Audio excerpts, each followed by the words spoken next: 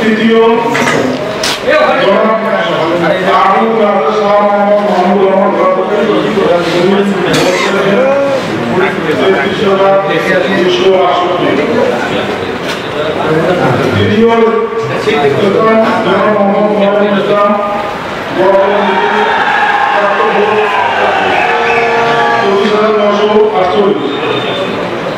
প্রথম স্থান জনাব আব্দুল্লাহ মাহমুদ মিলন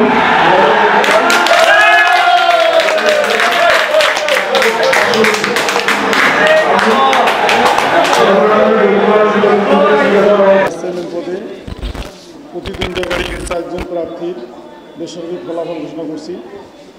চতুর্থ স্থান অধিকার করেছেন মোহাম্মদ জাফর ইকবাল কালা প্রতীক। তিনি ভোট পেয়েছেন 15,436।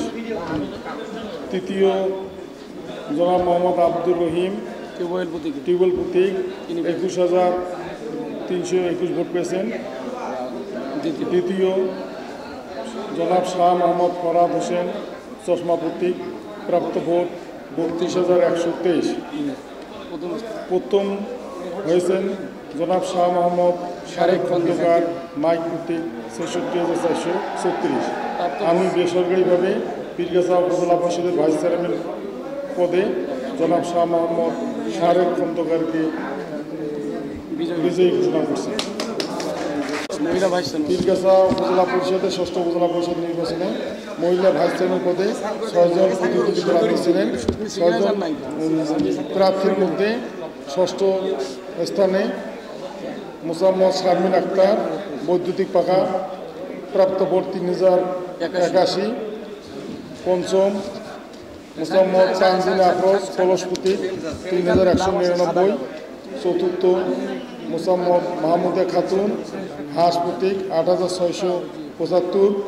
তৃতীয় মোসাম্মদ জৈনা বেগম ফুটবল প্রতীক প্রাপ্ত ভোট 12,022। দ্বিতীয় মোসাম্মদ রেহনা বেগম পদ্মফুল প্রতীক প্রাপ্ত ভোট 14,295। এবং প্রথম হয়েছেন মোসাম্মদ ইশরাক জাহান প্রজাপতি প্রতীক 96,749। আমি বেসরকারিভাবে পীরগাছা উপজেলা পরিষদে মহিলা ভাইস চেয়ারম্যান পদে মোসাম্মদ ইশরাক জাহানকে বিজয়ী ঘোষণা করছি। সকলকে ধন্যবাদ।